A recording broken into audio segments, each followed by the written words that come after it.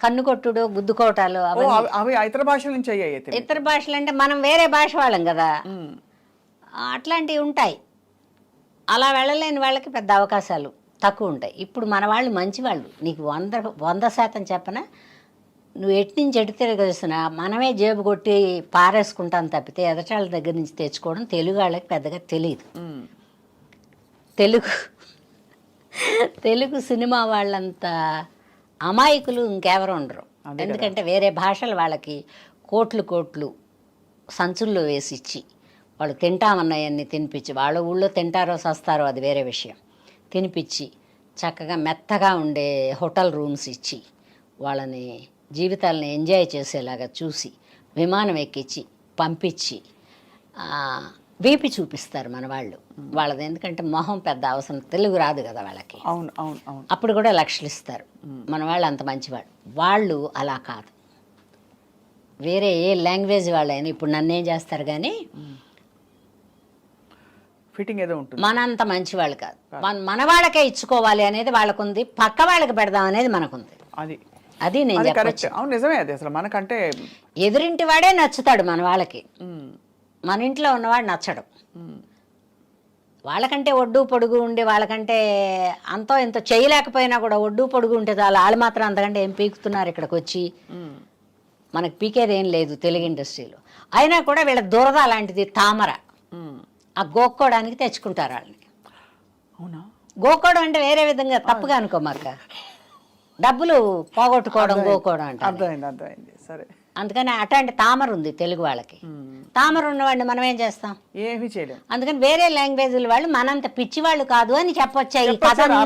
అర్థమైంది, పిచ్చి వాళ్ళు కారు. కానీ ఆ టైంలో అంటే మిమ్మల్ని ఆ టైంలో ఒకటి రెండింటికి వెళ్తే 2-3 ఏమన్నారంటే, మీరు మా ఇండస్ట్రీకి పనికిరారండి అన్నారు. ఎందుకండి అన్న, నాకు ఏం లోపమో తెలుసుకోవాలి కదా. చాలా గర్వంగా ఉన్నట్టు, తర్వాత అదేదో ఒక ఇదిగా ఉన్నట్టు ఉంటారు. అలా ఉంటే మా తమిళ్లో వేషాలు ఇవ్వరండి అన్న సోళ్ళుంగ అట్లా మాట్లాడాలి వాళ్ళకి. చెప్పండి సార్ ఎందుకలా అంటే వాళ్ళకి నచ్చదు, ఎదిరించి మాట్లాడినట్టు నీకు ఇల్లు అయినా యారు కుడుపాంగ నీకుదా కుడుకున్నాం అంటే వాడు మన భుజమే చేయేస్తాడు అంతే. ఎందుకండి అలాగా అంటే వెయ్యడు, వాడు ముందే భయపడుతున్నాడు కదా. అదే కాబట్టి ఇక్కడ బేసికల్లీ అందుకని వేరే లాంగ్వేజ్లు ఎందుకు పిలవలేదంటే ఇందుకు పిలవలేదు. నేను కూడా వెళ్ళలేదు, ఎందుకంటే నేను వెళ్ళలేను ఎవరి దగ్గరికి. వాళ్ళ రూపాయి నాకు వద్దు, మన వాళ్ళు ఇచ్చిన రూపాయలు చాలు. మన వాళ్ళు పాపం అంత తొందరగా భుజమే చేసి లాక్కుపోదాం అనుకోరు, ట్రై చేస్తారు, వస్తే ఓకే, లేకపోతే రెండో అవకాశం చెడగొడతారు. అంతకంటే ఏం చేయరు మన వాళ్ళు. మంచి వాళ్ళు మనం. సో మొత్తానికి అయితే నాకు అర్థమైంది ఏంటంటే, ఇవన్నీ సర్వసాధారణంగా ఉంటాయి. మనం తప్పించుకు తిరుగువాడు ధన్యుడు సుమతి. రెండోది, మనం ఎలా ఉండాలి, ఎలా మసులుకోవాలి, మన ప్రయారిటీస్, మన విచక్షణ మన చేతుల్లో ఉండాలి. మనకు బోల్డంత జీవితం ఉంది, సొసైటీలో మర్యాదగా బతకాలి, ఎవరైనా చక్కగా పలకరించాలి అని కోరుకుంటే కొన్ని వదులుకోవాలమ్మాయి. అదే కరెక్ట్ అమ్మా. మనకిష్టం ఉన్నా వదులుకోవాలి, వాళ్ళకి ఇష్టం ఉన్నా వదులుకోవాలి. ఇంతకీ అన్నపూర్ణమ్మ గారికి వంట వచ్చా? బ్రహ్మాండంగా చేసుకుంటాను. ఆ వరకు నేను, నీకు నచ్చుద్దో లేదు తెలియదు. రారాదు స్వప్న, ఒక రోజు వస్తానమ్మా. ఏంటి ఏమేమి చేస్తా? వెజ్జే, నేను కూడా వెజ్. అందుకనే వెజిటేరియనే. నాన్ వెజ్ కూడా తింటాను కానీ ఒక 10 ఏళ్ళు అయిందిగా, ఎప్పుడైనా ఒకసారి అలాగా. సార్ తినరుగా? ఎల్లుల్లిపై కూడా తినడు ఆయన, తినరు చెప్పాగా నేను. అదే అందుకని మనకేం ఖర్చు లేదు. అంత పప్పు వండి పడేస్తే ఇప్పుడు అసలు పళ్ళు కూడా కదిలిపోయి ఉంటాయి కాబట్టి ఆ పప్పుతోనో మజ్జిగతోనో పెరుగుతోనో అట్లా ఒక్క పూట తింటారు. ఒక్క పూట భోజనం, పెద్ద ఇబ్బంది లేదు. పైగా సాధ్యమైనంత వరకు ఆశ్రమాలకు వెళ్ళిపోతుంటాడు ఆయన. కొన్ని ఎడబాట్లు జీవితంలో అలా మిగిలిపోతాయి. ఇప్పుడు వయసు ఎడబాటు, అప్పుడు బిజీ కాదు. మిమ్మల్ని మీరు ఉండరు కదా, షూటింగ్లోకి వెళ్ళిపోతారు, బాగా మిస్ అయి ఉంటారు మిమ్మల్ని. ఏదన్నా అవనేలే కానీ ఆయన ఏదో ఆశ్రమానికి అట్లా పోయి ముక్కు మూసుకుని జపాలి పుప్పాలి అంటే, నాకు అర్థమైంది ఏంటంటే, ఎంత ప్రపంచాన్ని ఏ కులం వాళ్ళు ఆ కులానికి పెద్ద వయసు ప్రాముఖ్యత ఇస్తారు. అవును, జ్ఞానోదయం వస్తుంది అప్పుడు. ఈ జన్మలో తప్పు చేసామేమో, ఇప్పటి నుంచైనా మనం కొంచెం భగవంతుడిని కోరుకుని మనం అనేది అని తప్పులని అయిపోయాక తప్పులన్నీ అయిపోతాయి, అది వయసులో కదా. కానీ మీకు చిన్నప్పుడే జ్ఞానోదయం అయిపోయింది. నాకేమో జ్ఞానోదయం కాదు, ఏదో మరి బ్రతుకు మీద భయము, లేకపోతే వీళ్ళందరూ వెనక లేకపోతే ఒక అడుగు ముందుకేద్దునేమో. కుటుంబం ఉంది కదా, కుటుంబం ఉండేటప్పుడు మనం ఎన్ని సరదాలైనా ఒక అడుగు వెనక్కే ఉంచుకోవాలి. సినిమా ఇండస్ట్రీలోకి మీరు రాకముందు పెళ్లి అయిపోయింది, వచ్చాక ఏదో టైంలో అనిపించుంటుంది కదా, అయ్యో పెళ్లి చేసుకోలేదు అనిపించలేదు. ఎందుకంటే ఇబ్బందికరమైన వాడైతే అనిపిస్తుంది. మంచివారు కదా, చాలా మంచివాడు పాపం. సార్ పేరేంటమ్మా? నరసింహం. నరసింహం గారు, ఉమామహేశ్వరి గారు. మంచివాడు. అంటే భగవంతుడు అలా ఒక తోడు పెట్టాడు నాకు కదా. పాలు అలా ఉంటే ఇరిగిపోతాయి, అవును, తోడేస్తే కానీ పెరుగవదు. అందుకని ఈ తోడు పెట్టాడు, నేను అలా ఉన్నా. అమ్మ మీరు డైరెక్షన్ చేయరా? వద్దమ్మా, నాకు అది చాలా భారమైంది. ప్రపంచంలో సినిమా ఇండస్ట్రీలో, ప్రపంచం అంటే ప్రపంచం కాదు, డైరెక్షను, ప్రొడ్యూసింగు, హీరోయిన్ చేయడం, హీరో చేయడం, ఈ 4 కష్టమైనవి. 4 పాత్రలు కష్టమైనవి. కాబట్టి అవన్నీ వద్దని చక్కగా అమ్మ అంటే ఎందుకు, వాళ్ళు పిలిస్తే వాళ్ళు చెప్తారు, మనం చేస్తాం. మనం చేసింది నచ్చితే అదే బాగుందమ్మా ఉంచంటారు, లేదనుక అంత వద్దమ్మా అంటే సరేనన్నా ఏం చేయమంటా అని చేస్తాం. జీవితంలో మీకు దేని మీద మోజు? చీరల, బట్టల, బాగా రెడీ అవ్వాలనా, మనుషుల, మంచి ఫుడ్డా, నగల, ఏమిటమ్మా? నాకు ఏది ఇష్టం అని ఎలా చెప్పను నేను. అంటే జనరల్గా మనకి స్వతహాగా అప్పుడు నన్ను అడిగారు అనుకోండి, నాకు నగలు పెద్ద అంత ఇది ఉండదు, బట్టలు పిచ్చి, బట్టలు కొనుక్కోవడం ఇష్టం. కొత్త బట్టలు, ఎన్ని కొత్త బట్టలు ఉన్నా ఇంకా కొత్త బట్టలు ఉంటే బాగుండు అనిపిస్తుంది కదా మీకు. నాకు ఇలాంటి ఇష్టాలు ఏం లేవు, కానీ అందరూ మా కుటుంబంలో, ప్రపంచాన్ని అన్నాను నేను, మా కుటుంబంలో ఉండే వాళ్ళందరూ నేనున్నంత వరకు బాగుండాలి. అబ్బా, అయితే మీరు పెద్ద కొడుకు మెంటాలిటీ మీది. నాకు అదే ఇష్టం. తర్వాత వాళ్ళు కొట్టుకుంటుంటారు, తిట్టుకుంటుంటారు, నా దగ్గర కంప్లైంట్ చేస్తారు. ఇప్పుడు మా అమ్మ లేదు కదా, నేను పెద్ద ఇంటికి పెద్ద ఏముందిలే, పెద్దరికి ఇచ్చారు వాళ్ళు, అది చెప్తారు. అలా ఎందుకే ₹1 పావలా కొట్టుకోవడం అంటే, పోతే పోయింది, అలా ఉండకూడదు, ఇలా ఉండాలి అని చెప్తా. నాకు అందరూ బాగుండాలిరా అంటే, నా తోటి ఆర్టిస్టులు కూడా నాతో పాటు ఓ మాట మంచి కలిపే వాళ్ళందరూ బాగుండాలని. ఎవరు మీకైతే బెస్ట్ ఫ్రెండ్స్? బెస్ట్ అంటే బెస్ట్ అని చెప్పను, ఆడవాళ్ళు ఉంటే చిన్న అంటే భరించలేని తనాలు ఉంటాయి కానీ, బట్ నా వేరే వేషాలు, వాళ్ళ వేరే వేషాలు. అవును కదా, అలా ఫ్రెండ్స్ ఎవరయ్యారు మీకు? ఉన్నారు, ఎవరంటే శ్రీలక్ష్మి, వై విజయ, తర్వాత ఆ అమ్మాయి సౌందర్య ఉండేటప్పుడు బాగా మాట్లాడేది.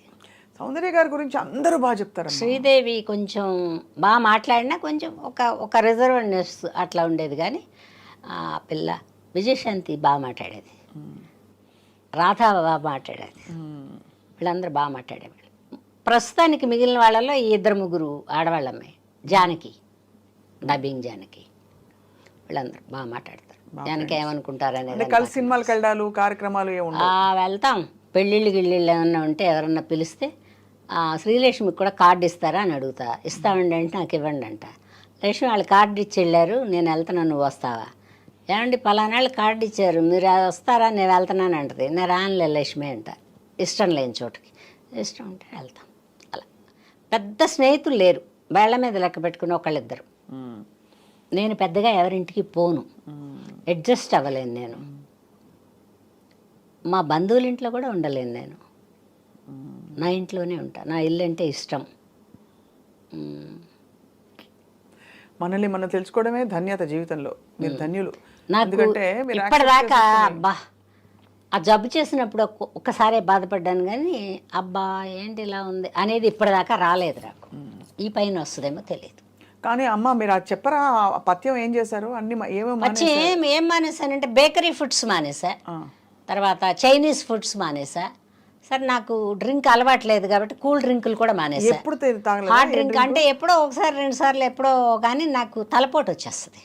ఆల్కహాల్ అంటే తప్పని నేను చెప్పను, అదే అర్థమైంది. నాకు తలకాయ నొప్పి వస్తుంది. తర్వాత గబిక్కిన తూలు దేని మీద పడిపోతానేమోనని ఒక చిన్న భయం ఉంది. లేకపోతే ఏముంది, డబ్బులు పెట్టి కొనుక్కోలేమో, తాగలేమో. కానీ బ్యాడ్ హ్యాబిట్ అని చెప్పను, నాకు సరిపడదు. అవన్నీ మానేసా. నాన్ వెజ్ లేదు, యానిమల్ ప్రోడక్ట్ ఏదీ లేదు, పచ్చని చేసినప్పుడు. తర్వాత ఫ్రూట్స్ కూడా కొన్ని లేవు. పాలు కూడా మానేశారు అయితే. సిట్రిక్ యాసిడ్ ఉండే ఫ్రూట్స్ కూడా లేవు. తింటే అరటిపండు, చింతపండు లేదు, నిమ్మకాయ లేదు, తర్వాత ఉసిరికాయ లేదు.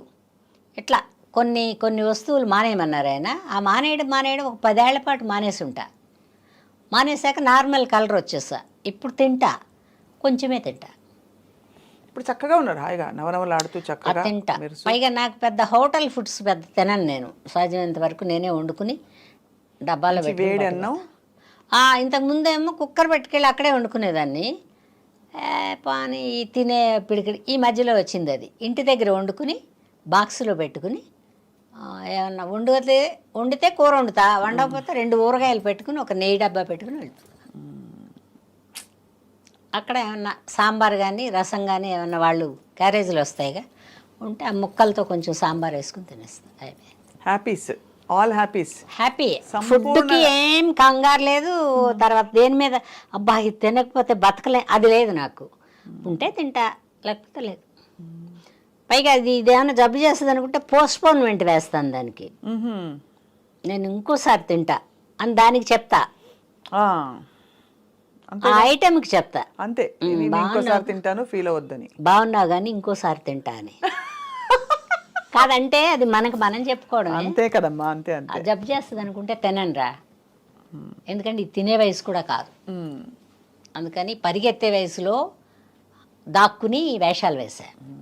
దాక్కుని మీనింగ్ అదే పెద్ద రోడ్డు మీదకి అలా రాకుండా. ఒక మిడిల్ వయసు వచ్చిన తర్వాత దాక్కోవాల్సిన అవసరం లేదు, కానీ వెళ్ళలేము. ఇంట్లో ఏవో ఒక బాధ్యతలు పనులు అట్లా ఉన్నాయి. మా అమ్మాయి వెళ్ళిపోయిన తర్వాత, మా అమ్మ కూడా వెళ్ళిపోయిన తర్వాత ఇప్పుడు అసలు పెద్దగా ఎక్కడికి వెళ్ళబుద్ధి కావట్లా. ఉంటే వర్క్, అది కూడా ఎందుకంటే అందరూ కనపడతారు, కొత్త కొత్త వాళ్ళు వస్తారు. వాళ్ళు ఎలా ఉన్నారు, మనం వచ్చిన రోజుల్లో మనం ఎలా ఉన్నాం, వీళ్ళు ఎలా, అట్లా కంపారిజన్. దానికని వెళ్తా అప్పుడప్పుడు. అంటే నెలకు 5 రోజులు 10 రోజులు పని చేస్తా. వాళ్ళ 5 రోజులు 10 రోజులు పని లేకపోయినా ఏం బాధపడను నేను.